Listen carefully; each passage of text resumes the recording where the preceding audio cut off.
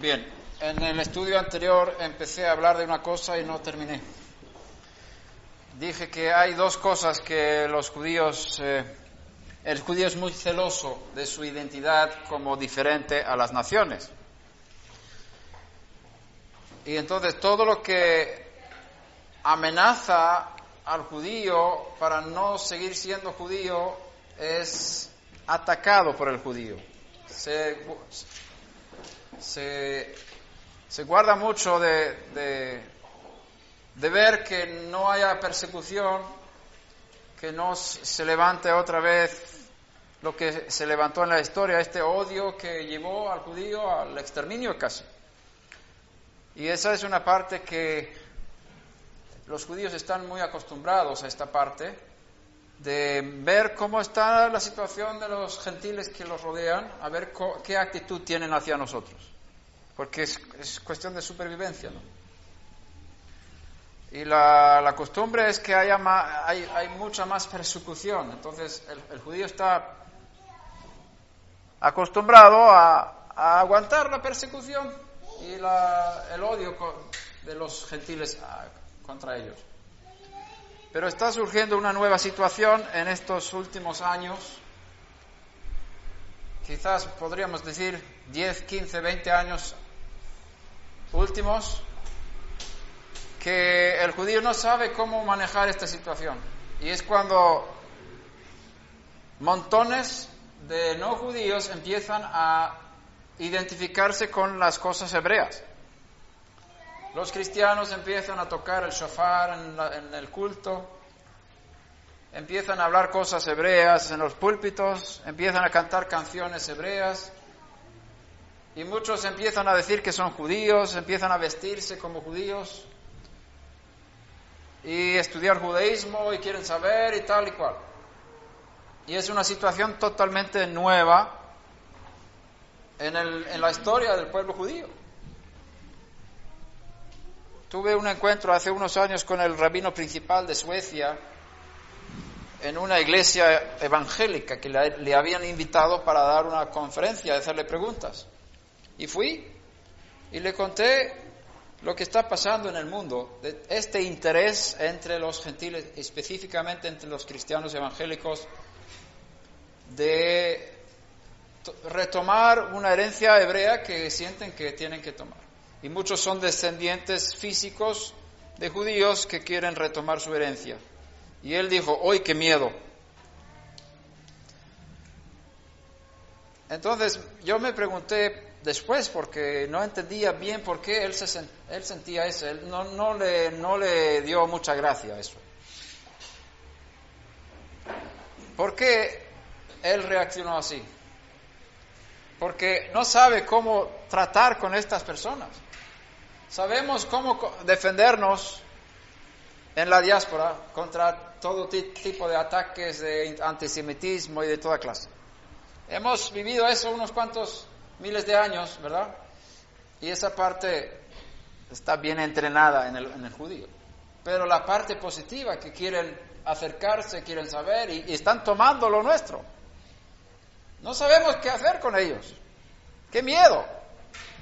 Que también es una amenaza en un sentido, porque ahora todo el mundo empieza a vestirse como judíos y judías en la calle y no son judíos, no son parte del pacto, pero mira, confunde. Y si ellos se visten como judíos, pero luego no viven como judíos, ¿qué testimonio están dando de nosotros los judíos a los gentiles? ¿Te das cuenta de las implicaciones que esto tiene? Si tú te vistes como judío y andas por la calle y estás haciendo cosas que dan un mal testimonio de un judío ante los gentiles, tú estás causando que los gentiles odien a los judíos por causa de tu conducta, ¿verdad? Entonces, si te vistes como judío, tienes que entender que la gente va a pensar que soy judío, y todo lo que yo hago, eso va a repercutir contra o a favor del pueblo judío. Eso es bien, bien grave, ¿verdad? Que no estamos viviendo en una isla. El mundo es muy, muy muy abierto en este tiempo. Todo lo que sucede aquí también rápidamente pasa al otro lado del mundo, por internet y demás. Entonces, si tú empiezas a poner costumbres judías en tu vida, mira que no sea una piedra de tropiezo, ni para el judío, ni que sea un mal testimonio para las naciones, para los gentiles.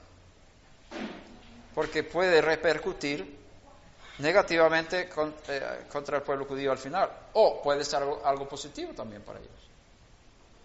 Pero como es una situación nueva, pues no hay mucha experiencia cómo tratar con estos que vienen. Cuando Israel estaba en la diáspora, cuando los judíos vivían esparcidos entre las naciones, todo su esfuerzo, su empeño fue sobrevivir como judíos. Por eso el judío en la diáspora vive en comunidad con otros judíos. Un judío solitario está destinado al fracaso. ¿Por qué? Porque la vida judía es una vida comunitaria. En cuanto a comida, en cuanto a las fiestas, ¿cómo vas a orar si no hay minyan? Estás orando solo y no puedes representar a todo el pueblo. Necesitas 9 varones judíos más para formar un minyan y representar a todo el pueblo para que tus oraciones tengan fuerza en los aires. Otras cosas que son importantes, es decir, el judío es uno que quiere vivir en un colectivo. El judaísmo es un colectivismo. Aunque muchas veces cuando vas a la sinagoga te das cuenta, estamos orando la misma oración todos, pero todo el mundo ora. Es más individualismo que colectivismo en la misma oración de la sinagoga. Mucha gente, sabes que aunque uno esté dirigiendo la oración, cada uno está orando lo mismo. No es que están escuchando a aquel y dicen amén a sus oraciones, porque la oración es algo personal. Tú oras delante de Hashem y el otro también, y alguien dirige, porque tenemos que hacerlo más o menos en común. Pero no es que el que esté dirigiendo diga las palabras en lugar de los demás. Todo el mundo dice las palabras. Cada uno está orando. Por eso es importante que cada uno tenga su sidur. Porque no es una oración de uno, es una oración común. Al mismo tiempo, cada uno ora. Entonces, a veces uno ora, algunos, aunque estemos en minyan, hay algunos que se adelantan en la oración. Hay un rabino o un hazán que está dirigiendo, hazán, y ese es el ritmo general de la sinagoga, pero hay algunos que se adelantan.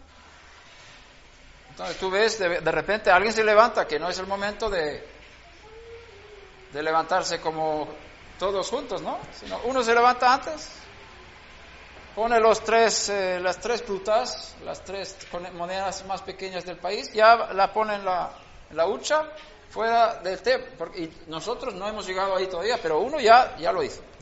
Él está orando con el minyan, pero está orando en su ritmo, un poquito más rápido que los demás. Luego también puede venir uno tarde y se junta con el minyan, y entonces nosotros estamos en la mitad, pero él todavía está sentado, porque tiene que orar sus oraciones. Entonces la oración es algo personal, pero también colectiva al mismo tiempo. Cada uno es responsable de orar esas palabras delante de Hashem. El judaísmo es colectivo, es un colectivo, por eso se busca vivir juntos, y especialmente para Shabbat, como no está permitido viajar en Shabbat, hay que caminar al lugar de reuniones en Shabbat. Entonces hay que comprar o alquilar casas cerca unos de otros. Y eso es algo necesario para que el judío pueda sobrevivir. Y esa es la forma como han sobrevivido, como hemos sobrevivido en la diáspora, viviendo en colectivismo. Ahí entra también temas de mikveh, que un judío no puede tener relaciones con su esposa después de su tiempo de menstruación sin que ella pase por un baño purificador. una mikvé, una tevilá, si ella no se sumerge en la mikvé, le está prohibido por la Torá y por la halajá al judío, al esposo y esposa, bueno, el esposo juntarse con ella y ella con su esposo. Por eso, según la halajá, es más importante hacer una mikvé en una comunidad judía más que una sinagoga. Si tienes dinero para una cosa u otra, primero construir una mikvé, después construir una sinagoga. ¿Para qué? Para que puedan tener relaciones los matrimonios. Entonces, si tú vives una vida judía ahí en la montaña, bueno, si tienes un río al lado, ya puedes tener relaciones con tu esposa, porque ya tienes una mikvé natural. Pero eso es uno de los ejemplos de cómo es necesario vivir en comunidad para que podamos cumplir los mandamientos. Otra cosa es el kashrut de la carne. ¿Cómo vamos a comer carne de los gentiles? Porque esa carne no está matada correctamente. Tiene que ser un shohet, uno que tiene una preparación de cómo, y tiene que saber bien cómo matar el animal. Y hay leyes bien estrictas de cómo tiene que ser el cuchillo, de dónde tiene que cortar. Cuando hace el corte, el animal no tiene que sentir nada y el cuchillo tiene que estar sin sangre. Si el cuchillo tiene sangre después del corte, no es un corte correcto. Entonces hay cosas ahí de leyes que son muy importantes. Y entonces, si vamos a comer carne, ¿dónde conseguimos carne? Tenemos que tener uno de nosotros que sea shohet, uno que sea matador. Entonces, ese trabaja para toda la comunidad y mata la carne, mata a los animales, mata la carne. También mata la carne. Entonces, la vida judía fuera de Israel, hasta la fundación del Estado de Israel, digámoslo así, o hasta las fuertes aliadas de los últimos tiempos, ha sido una vida judía de sobrevivencia, enfocado a la supervivencia como pueblo.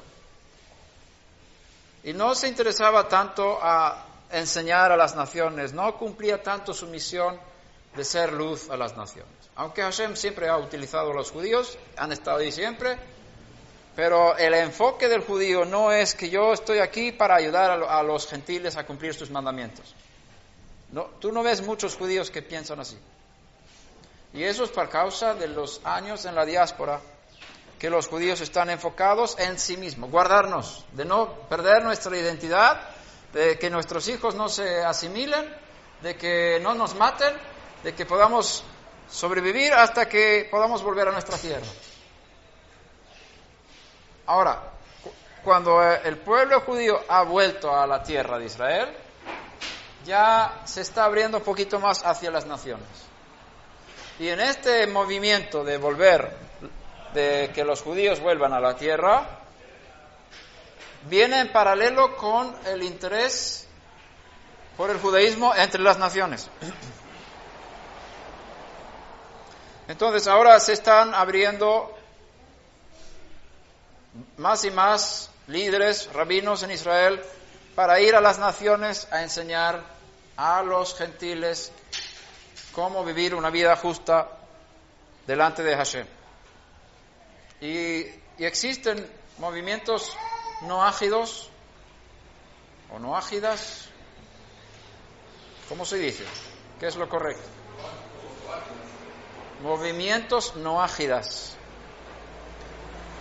Que los rabinos salen de Israel y enseñan a las naciones cómo vivir según las leyes de Noah.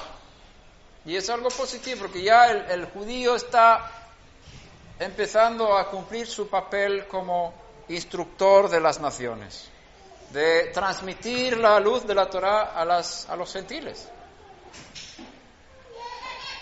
Y eso es parte de que ahora el judío tiene una plataforma, o sea, después de la fundación del Estado de Israel, el judío tiene una plataforma muchísimo más poderosa desde la tierra de Israel, en la cual él se siente que está en casa, ya no está en el desierto de la diáspora entre las naciones, sino ahora está en casa. Y como está fortalecido en su casa, ya puede dar a otros también. No todos los judíos tienen esta actitud y todavía vas a encontrar muchísimos judíos que no tienen ningún interés en compartir sus verdades, su luz, la luz de la Torá, con los gentiles. Incluso con gentiles que tienen interés en saber. No le interesa para nada. Todavía sigue en una mentalidad de galut, de diáspora. Pero vemos que se está abriendo cada vez más. Y el judío empieza a enseñar cada vez más a los gentiles. Hay rabinos, grandes rabinos de Jerusalén, que viajan a las naciones a enseñar acerca de las leyes de Noaj.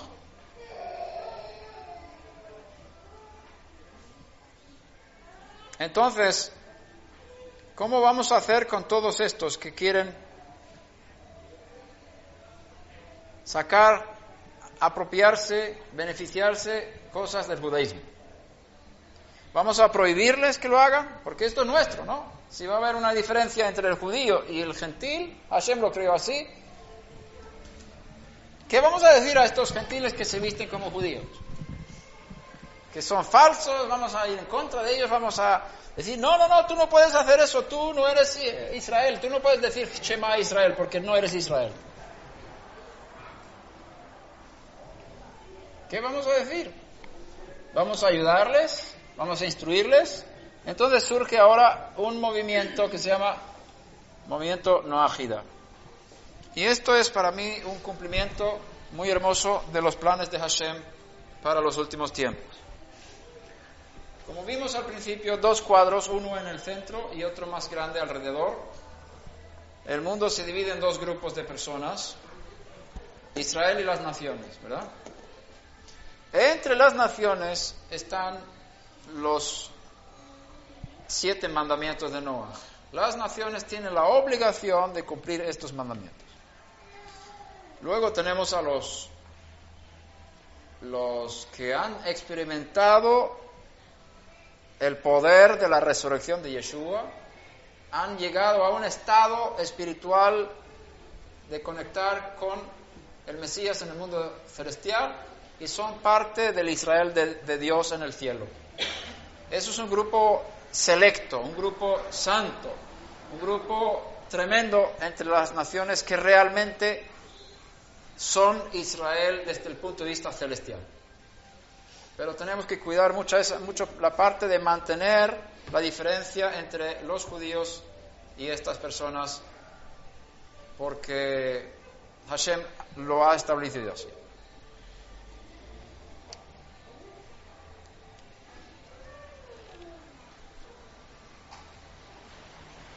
Por otro lado, tenemos entre ellos los que tienen alma judía y quieren retomar su herencia y vivir plenamente como judíos. Ellos pueden hacerlo. Si tú tienes alma judía, bueno, tu familia también tiene que estar involucrada porque todas estas leyes tienen que ver con la familia. Uno no puede vivir el judaísmo solo, es imposible. Implica la familia. ¿Cómo vas a comer? ¿Qué vas a hacer durante las fiestas? Todas estas cosas, eso es una cosa familiar. No puedes ser individual aquí. Si tu familia decide vivir el judaísmo, puede hacerlo y los rabinos permiten a los no judíos cumplir los mandamientos y como dijimos antes, incluso el Shabbat puede cumplir todos los mandamientos del Shabbat, pero tiene que quebrantar por lo menos uno para que no sea exactamente igual que el judío, ¿no? Tiene que haber alguna diferencia.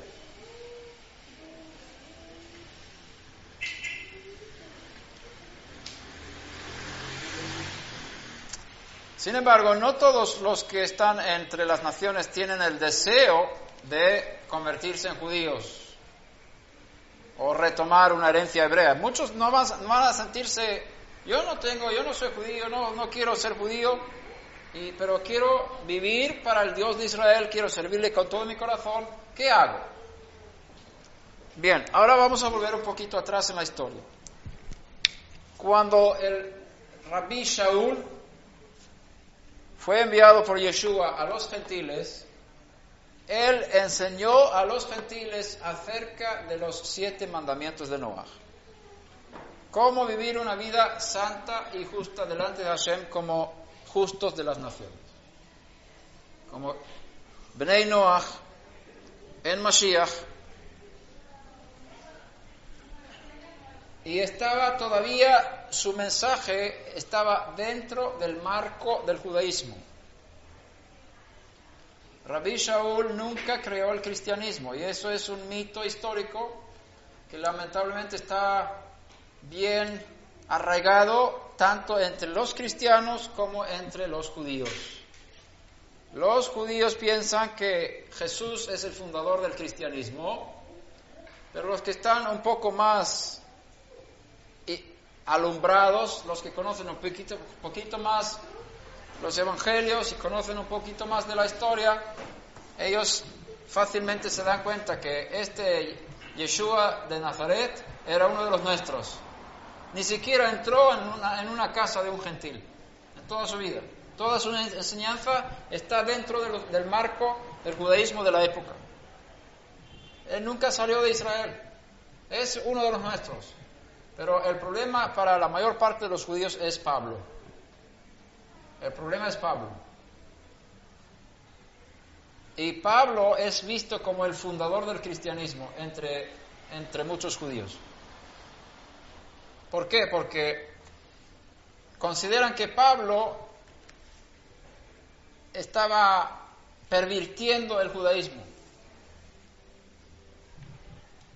Y según mis estudios, mi conocimiento, el problema aquí es que se está mal interpretando a Pablo.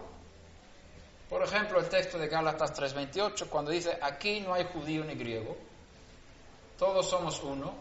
Si tú pones eso aquí en la tierra, vas a crear el mundo cristiano, vas a crear un cristianismo nuevo. Porque la base de lo que es la Iglesia católica, que significa la Iglesia común para todos, es que no haya diferencia entre judíos y gentiles. Y consideran que los que están dentro de la Iglesia son los que van a salvarse. La Iglesia se funda en 2 cosas. El cristianismo, digámoslo así, tiene 2 pies. Un pie se llama nosotros somos el nuevo Israel. Nosotros somos el nuevo pueblo de Dios porque el pueblo judío fue rechazado por Dios y ya no son el pueblo de Dios. Nosotros los cristianos somos el pueblo de Dios ahora, en lugar de los judíos. Y como somos el nuevo pueblo de Dios, nosotros no podemos hacer las cosas que los judíos hacen porque eso es volver a la ley, y la ley caducó, ya pasó de moda. Eso es una base muy sólida en el cristianismo, que nosotros somos el nuevo Israel. Por supuesto, la reforma de Lutero, los movimientos de avivamiento en los últimos 3 siglos han restaurado mucho del conocimiento original de las enseñanzas de Pablo, pero nunca salieron del cristianismo. Todo estaba dentro del sistema cristiano que está separado del judaísmo. Y muchos conceptos judíos se enseñaron, especialmente en el tiempo de los pioneros de los pentecostales, al principio del siglo XX, cuando el pentecostalismo tuvo fuerza en el mundo. Muchos de los conceptos judíos de santidad y cosas de estas fueron enseñados por ellos. Y hay cosas muy sanas ahí. Sin embargo, lo que vemos hoy en día se están volviendo los movimientos cristianos más hacia la Iglesia católica cada vez más, con conceptos católicos que son los del fundamento del cristianismo. Como no salieron del cristianismo, se quedaron ahí dentro. Todavía está la influencia de Roma sobre todas las iglesias evangélicas. Cada vez que ellos se reúnen en domingo y dicen que el domingo es el día del Señor, ellos reconocen la autoridad de la Iglesia sobre las Escrituras. Porque es la Iglesia que ha decidido que el domingo sea el día del Señor en lugar del sábado judío. No hay ninguna evidencia de la Escritura que diga eso, y eso enseña la Iglesia Católica. Entonces, si tú crees que la Biblia te da derecho a cambiar el sábado, el Shabbat, por el domingo, no te estás basando en las Escrituras, te estás basando en la tradición de la Iglesia Católica y estás reconociendo que la Iglesia tiene más autoridad que las Escrituras. Cada vez que un cristiano se reúne en domingo y dice que este es el día del Señor, está reconociendo la Iglesia Católica como más poderosa que la Biblia. Porque fue la Iglesia Católica que dijo que este es el día del Señor, no la Biblia. Entonces, la Iglesia cristiana, con todas sus ramificaciones, con todas las cosas buenas que hay, muchas bendiciones, mucha luz, pero hay una mezcla también de cosas oscuras, tiene una base: nosotros somos Israel en lugar del pueblo judío. Esa es una pierna. La otra pierna se llama Jesús es Dios. Es otro de los fundamentos para la Iglesia. La doctrina de la Trinidad, que empezó con la deidad del Hijo en el siglo IV, en el Concilio de Nicea, donde se establece que el Hijo tiene la misma esencia que el Padre y cosas de esas, como Usis, es un fundamento para pertenecer al mundo cristiano. Para poder estar dentro de la iglesia cristiana, tú tienes que creer que Jesús sea Dios. Si tú no crees eso, tú eres un hereje. Tú pierdes la salvación. Porque se considera que la iglesia es la que da la salvación. Si estás dentro, y esto se ve también en el mundo evangélico, bien fuerte, la actitud y el espíritu que enseña que mientras que tú estés en una iglesia, tú eres salvo. Y si sales de la iglesia, vas a perder tu salvación. Porque la Iglesia Católica enseña que dentro de la iglesia misma está la salvación. Entonces, la iglesia dice que tú tienes que creer estas cosas, tienes que creer con tu mente que Jesús sea Dios, y si no crees eso, tú estás fuera de la iglesia y estás perdido. Te pierdes para siempre, te vas al infierno. Entonces, ahí vemos que los dos fundamentos del cristianismo no tienen base en las Escrituras. Como vimos aquí hace unos días, el evangelio que predicó Pablo no mencionó absolutamente nada de que tienes que creer en que Jesús o Yeshua sea Dios para ser salvo. Lo que tienes que creer, y no solamente con la cabeza, sino con el corazón, porque con el corazón se cree para justicia. Entonces, tienes que creer que el Mesías murió por nuestros pecados según las Escrituras, que fue sepultado y que fue resucitado al tercer día conforme a las Escrituras, y que se ha manifestado a muchos a la vez. Ese es el evangelio que Pablo predicó, y no menciona absolutamente nada de la deidad de Yeshua como un requisito para ser salvo.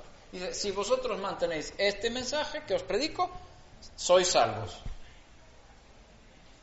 Entonces vemos que el cristianismo tiene un evangelio falso. Si dicen que tú tienes que creer que Jesús sea Dios, si no crees eso, no te salvas. Y eso está bien estipulado en el credo de Atanasio, que se escribió en el siglo V, más o menos. Entonces, lo que ahí dice al final, el que no piense así acerca de la Trinidad no puede ser salvo. Y eso refleja el fundamento de este sistema, que es un mensaje diferente de salvación al mensaje que tenía Rabí Shaul. Y es bueno ver la diferencia. Se creó un sistema separado del pueblo judío, separado del judaísmo universal que predicó el Rabí Shaul, y se fundó algo diferente. Entonces, el cristianismo está fuera del judaísmo. Pablo nunca salió del judaísmo. Y ahora mismo estamos viviendo en un tiempo cuando Hashem está llamando a mucha gente en el mundo de Babilonia, perdón la expresión, pero las escrituras hablan de este mundo como Babilonia, diciendo: salid de ella, pueblo mío, para que no seáis partícipes de sus plagas. Y hay mucho pueblo del Dios de Israel en el cristianismo, mucho pueblo. Hay muchos cristianos maravillosos que nacieron del Espíritu. Hay mucha luz entre ellos desean la santidad, desean servir al Dios con todo su corazón, pero están dentro de un sistema que está condenado a la muerte y está condenado a plagas. Y para que los amados hermanos nuestros, nacidos del mismo Espíritu, limpiados con la misma sangre de Yeshua, que están ahí dentro del sistema, ellos tienen que salir para no ser partícipes de lo que va a venir sobre el cristianismo. Y parte de mi llamado es ir al mundo de los cristianos y decir: salid del cristianismo, mientras que haya tiempo. Y Hashem quiere que tú entiendas que no es lo mismo nacer de nuevo que hacerse cristiano, porque eso en el mundo cristiano evangélico es lo mismo. Naces de nuevo, te vuelves cristiano. No es cierto. Ninguno de los discípulos de Yeshua fueron cristianos. Pablo no fue cristiano. Ninguno de los discípulos en el tiempo de Pablo fueron cristianos en el sentido de cristiano de hoy. Aunque tengas la palabra cristiano en los escritos apostólicos, el término cristiano que aparece ahí no tiene el mismo significado que cristiano hoy. Porque cristiano hoy significa uno que está fuera del judaísmo, que no está dentro del marco del judaísmo, uno que no acepta las fiestas de Israel, uno que es un no judío, ¿verdad? Los que fueron llamados cristianos, no los que se llamaron cristianos, sino los que fueron llamados cristianos, según Hechos de los Apóstoles, fueron en parte judíos y en parte gentiles, ¿verdad? En Antioquía. Pero ellos estaban dentro del marco del judaísmo universal que estamos estudiando en estos días. No salieron del judaísmo. Y la historia nos cuenta que ellos fueron perseguidos por Roma por ser judíos, porque se identificaban con el pueblo hebreo. Estaban con los judíos, fueron enseñados por judíos. Aprendieron a reunirse en Shabbat, no en domingo. Estudiaron las escrituras hebreas junto con los judíos. Y fueron perseguidos por Roma como parte de los simpatizantes judíos, ¿no? Ellos fueron simpatizantes judíos. Entonces, en parte, una de las razones por las que los cristianos, digámoslo así, una de las razones por las que los gentiles nacidos de nuevo y partícipes de este movimiento mesiánico, digámoslo así, querían separarse de los judíos, una de las razones fue para no ser perseguidos por Roma. Porque si Roma persigue a los judíos, es mejor decir: nosotros no somos judíos, somos cristianos somos. Entonces ahí hubo una separación entre cristiano y judío. Y entonces se cambió el término cristiano en algo que no era al principio. Cristiano significa uno que no es judío, ¿verdad? Si eres cristiano no puedes ser judío, ¿verdad? Eso es incompatible en la mente de hoy, pero en la mente de los hechos de los apóstoles no es incompatible. Cristiano significaba otra cosa en ese tiempo. Y es más, ¿cómo sabemos que hablaban en griego en Antioquía? Porque el término cristiano es un término griego. Cristianos. ¿Qué idioma hablaban en Antioquía en esa época? Antioquía no fue Grecia. ¿Dónde está Antioquía? En Siria. ¿Qué idioma hablaban? Arameo. Entonces, ¿realmente fueron llamados cristianos con el término griego cristianos? ¿O eso es una traducción del arameo? En el caso de que no hablasen griego, los que los llamaban cristianos, no dijeron cristianos, dijeron mesiánicos. No sé cómo se dice nada más. Entonces, hay que revisar eso. Entonces, lo que es importante para nosotros ver, que tenemos que desconectar históricamente y teológicamente el término nacido de nuevo del término cristiano, primero.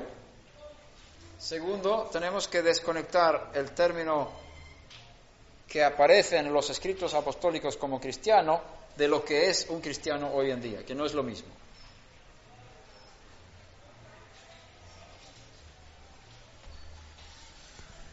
Tenemos que ayudar a nuestros hermanos nacidos de nuevo en el cristianismo a salir de ahí y aceptar el judaísmo universal que enseñó Pablo. Primero, nacer de nuevo. Eso es lo primero, que acepten el evangelio de Pablo. Que acepten el evangelio que habla de Yeshua como tal, como está en los escritos apostólicos. Que Él murió por nuestros pecados, según las escrituras, fue sepultado, fue resucitado al tercer día, y a base de su muerte expiatorio nosotros recibimos el perdón y la expiación de nuestros pecados, y por su vida, después de la resurrección, nosotros tenemos vida eterna y acceso al mundo venidero. Es el evangelio, tanto judíos como no judíos. Segundo, tenemos que enseñar a estos cristianos a vivir según los mandamientos de Noaj, a vivir una vida santa. Y este es el trabajo de Pablo. Nosotros seguimos haciendo el trabajo de Pablo entre las naciones. Bien. Lo que ahora surge con fuerza es la idea de que tú puedes ser parte del judaísmo sin ser judío. Y en el tiempo de la diáspora de los judíos esto no se hablaba del noajismo. Estamos reconociendo que la Torá es también para las naciones. Los mandamientos que son para los no judíos hay que cumplirlos. No es necesario entrar en un sistema cristiano para ser salvo. Y vuelvo a repetir, no tienes que ser cristiano para ser salvo.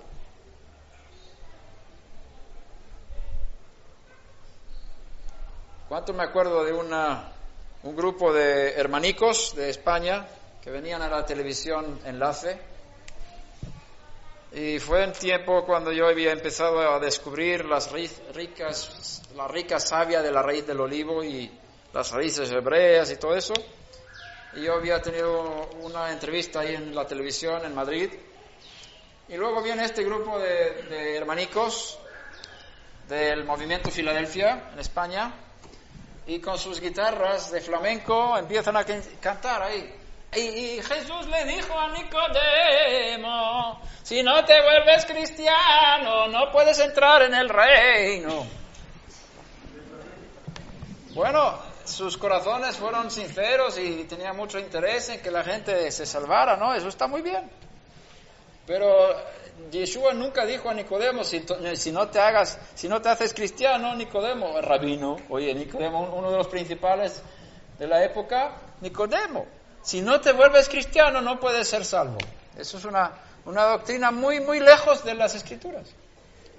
Nunca me olvidaré del impacto que me causó ese mensaje, que algunos años antes no me hubiera impactado nada, pero al entender lo que estaban diciendo, digo, eso es muy peligroso, ese mensaje, de juntar ser cristiano con nacer de nuevo.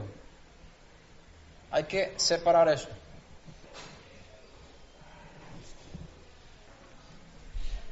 Si volvemos a lo que dijimos antes en cuanto a la situación nueva que estamos viviendo ahora, los judíos se preguntan: ¿qué vamos a hacer con todos estos? Y se ofrece ahora ayuda. Hay una yeshiva en Jerusalén que está ofreciendo cursos a los de las naciones para estudiar las leyes de la Torá, que son para ellos las 7 leyes noédicas. Y se está ayudando a estas naciones que quieren retomar o digamos, acercarse y ser parte del grupo de los temerosos de Dios cerca de Israel. Tenemos aquí una cosa importante, y es el tema de Mashiach. El tema de Mashiach es sumamente sensible e importante. En uno de los mandamientos de Noaj se habla de no cometer idolatría. Y una de las piedras de tropiezo más importantes es lo que se está haciendo a Jesús en el mundo cristiano. Si se le adora como Dios, entonces según el judaísmo, según los judíos, todos los cristianos que adoran a Jesús como Dios son idólatras. Están adorando a un Dios falso. Porque hay un solo Dios y es el infinito, el invisible que nadie ha visto ni puede ver, que habita en una luz inaccesible. Dios no es hombre ni hijo de hombre, está escrito en el Tanaj. Entonces, mientras que el cristiano adore a Jesús y mientras que el mesiánico adore a Yeshua, siempre va a ser visto como un movimiento idólatra. Siempre, por el judío. El judío conoce a su Dios. Mira lo que dice en Juan capítulo 4. Yeshua está hablando con una mujer samaritana que fue descendiente de las tribus perdidas del norte, ¿no? 21 dice, Yeshua le dijo, mujer, créeme, la hora viene cuando ni en este monte ni en Jerusalén adoraréis al Padre. Vosotros, los samaritanos, adoráis lo que no conocéis. Nosotros adoramos lo que conocemos porque la salvación viene de los judíos.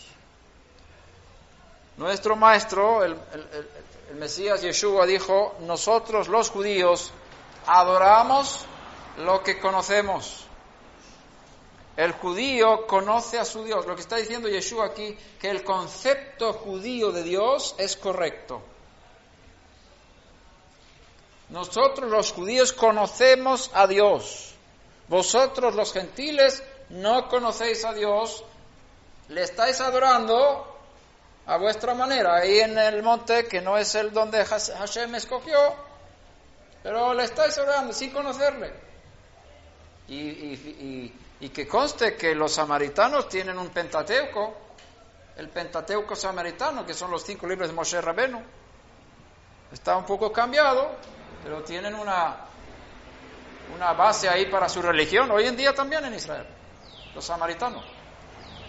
Y Yeshua dijo, vosotros adoráis al que no conocéis. Nosotros los judíos tenemos la revelación de quién es el Eterno, quién es el Padre. Y él habla de que hay que adorar al Padre en espíritu y en verdad. Y el concepto judío de Dios es totalmente diferente al concepto cristiano de Dios.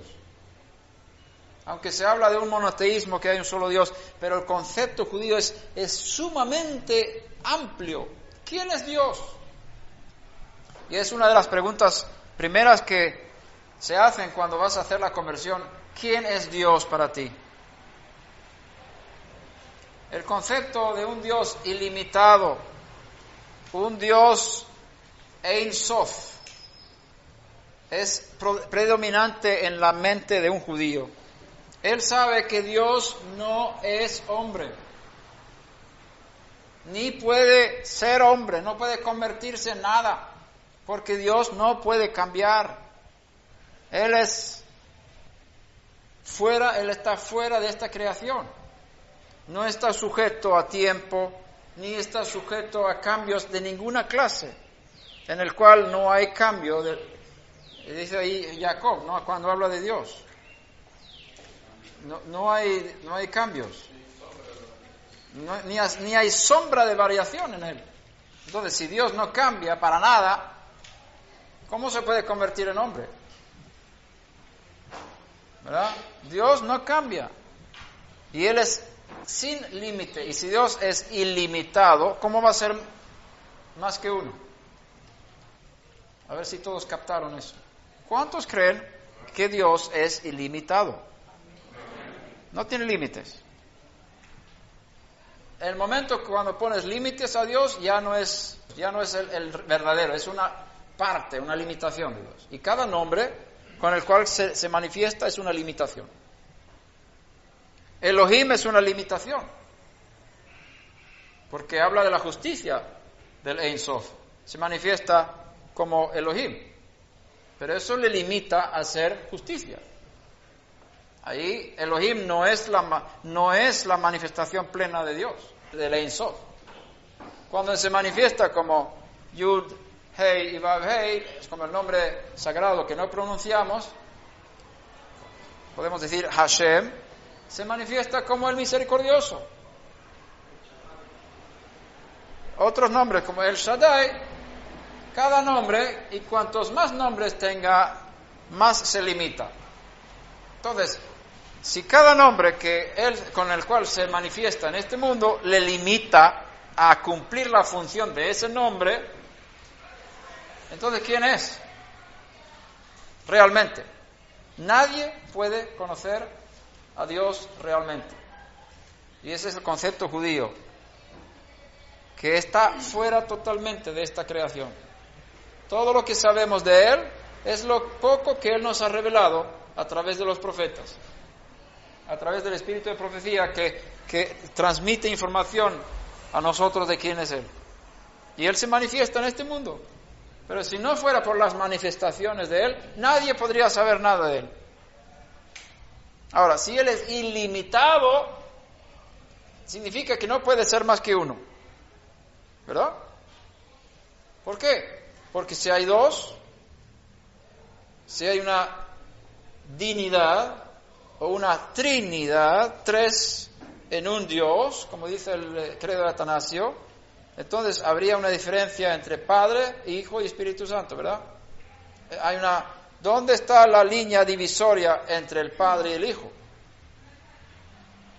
Porque si el Padre no es el Hijo, como dice el credo de Atanasio, y el Hijo no es el Padre, y el Espíritu no es el Padre, no es el Hijo, y el Hijo no es el Espíritu, y el Padre no es el Espíritu, hay una limitación. Y cada limitación le hace más que uno. Y si Hashem es Echad, como estás orando cada vez que haces el Shema, Hashem Echad, no puede haber Trinidad. Él es uno y único, ilimitado. Y si hay límites entre una persona y otra en la Trinidad, ya no es un Dios ilimitado.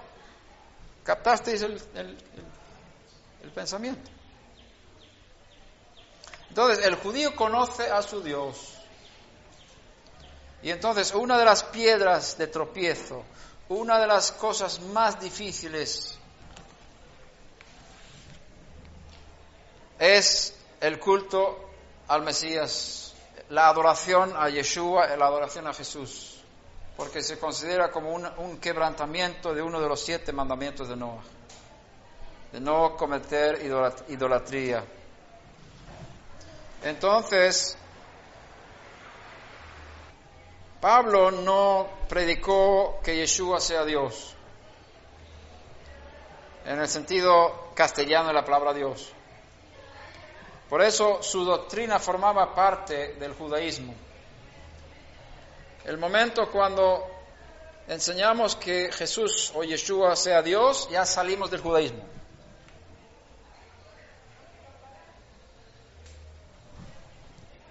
Y es una tarea muy importante para nosotros restablecer el conocimiento de que el Mesías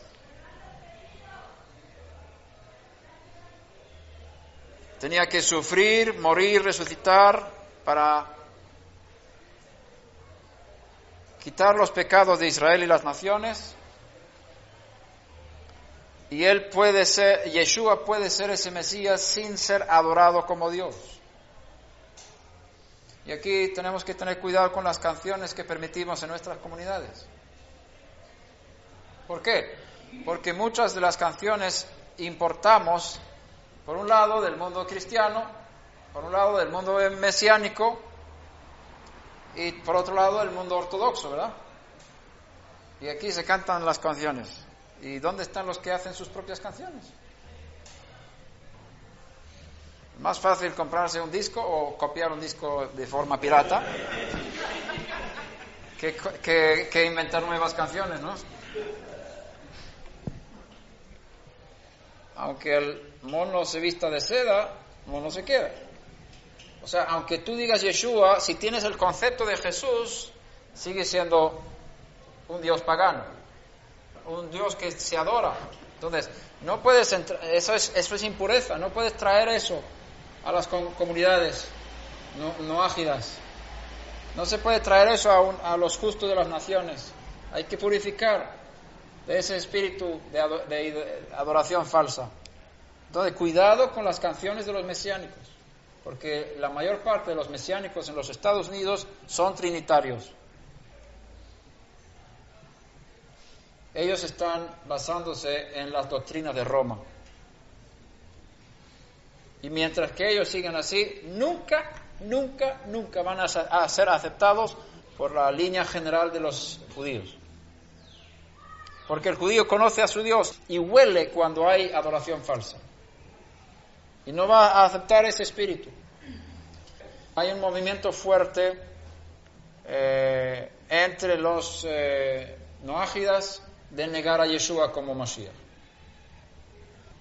Y eso es algo muy trágico, muy negativo, muy triste, que por causa de la adoración falsa a este Tzafnat Paneach, ¿verdad? El que le cambiaron el nombre y en Egipto le adoraron como Dios, pero realmente hay un verdadero judío detrás, hay un hebreo ahí detrás.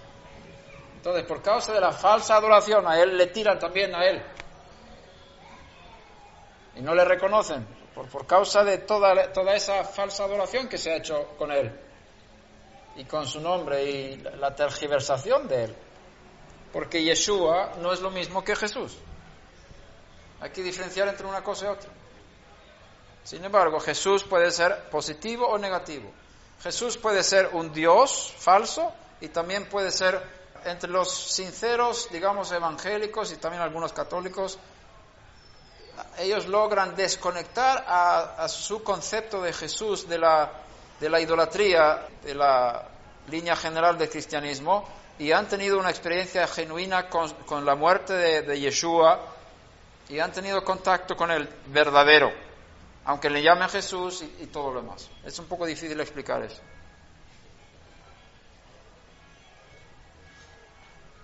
Entonces hay una fuerte presión por parte del mundo rabínico de que los justos de las naciones nieguen a Yeshua como el Mesías.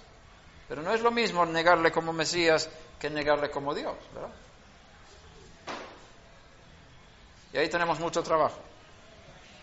Que Hashem nos ayude a no ser engañados por los argumentos que vienen en contra de Yeshua, porque tú puedes estudiar Tanaj y darte cuenta que todo Tanaj habla de el Mesías en diferentes aspectos. Y en estos estudios que he estado desarrollando en los diferentes países, por favor, si no has bajado los estudios, escuchado los estudios hasta ahora, por favor hazlo, los anteriores. Este es el número 11 que estoy dando aquí.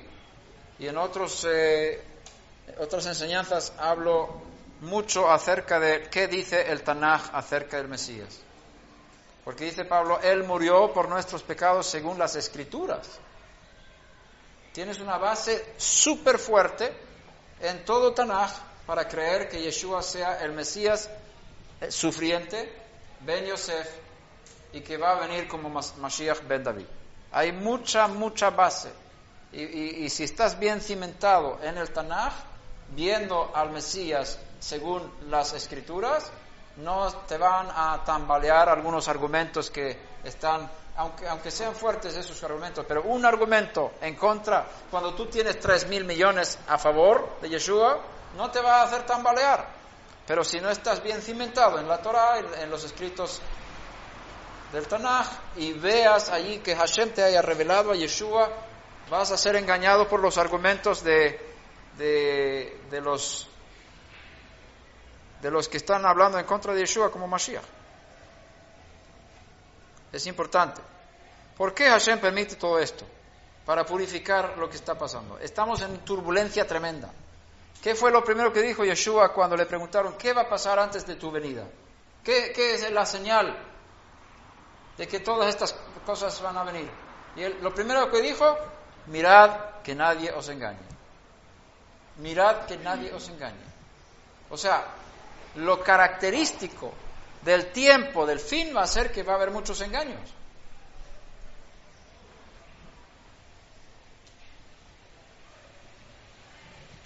¿Bien? Entonces, esta turbulencia que estamos viviendo, por un lado, viene de la presión del cielo, que Hashem está tocando el mundo, tocando el shofar, diciendo: vuelve a Israel, pueblo mío, sal de Babilonia, todas las chispas de santidad que están ahí, esparcidas por el mundo, tienen que volver a casa. Por favor, venid aquí, que quiero reuniros como polluelos, como la gallina junta a sus polluelos debajo de sus alas. Y los que son sensibles escuchan, y por eso es todo este movimiento hebraico de raíces hebreas, eso viene del cielo. Pero ¿cómo vamos a hacer con todo esto? Y ahí entran los lobos, y ahí entran los falsos profetas, y hay mucha confusión, y cada uno dice su cosa, y el internet, uno dice una cosa y otro dice otra cosa, y la gente está confundida. ¿Verdad que es así? Estamos viviendo en este tiempo. Por un lado, hay algo genuino del cielo, por otro lado, nuestra ignorancia, nuestra historia, los falsos profetas están causando que no sabemos bien cómo andar en este tiempo, no sabemos qué hacer. Y que Hashem nos ayude en todo esto. Por un lado, los rabinos tienen mucho que dar, pero en cuanto a Yeshua, lo que tú recibiste de revelación del cielo a través del Tanaj, que no te lo quite nadie. Que no te lo quite nadie. Tú puedes ser un justo de las naciones, cumpliendo los mandamientos que te corresponden, y creer que Yeshua sea tu Mesías, y a través de su muerte y resurrección tú tienes el perdón de tus pecados. No lo dejes nunca, nunca, nunca. Y el que me niegue delante de los hombres, yo le negaré delante de mi Padre que está en los cielos. El que me confiese delante de los hombres, yo le confesaré delante de mi Padre que está en los cielos. Que Hashem nos ayude en todo esto. Por un lado, hay gente que no son judíos aquí y no tienen que ser judíos, y otros que sí son, en el sentido de querer caminar y recuperar esa herencia. Entonces, que Hashem nos ayude en esta comunidad a suplir las necesidades de todos, que todos puedan sentirse a gusto y saber cómo vivir.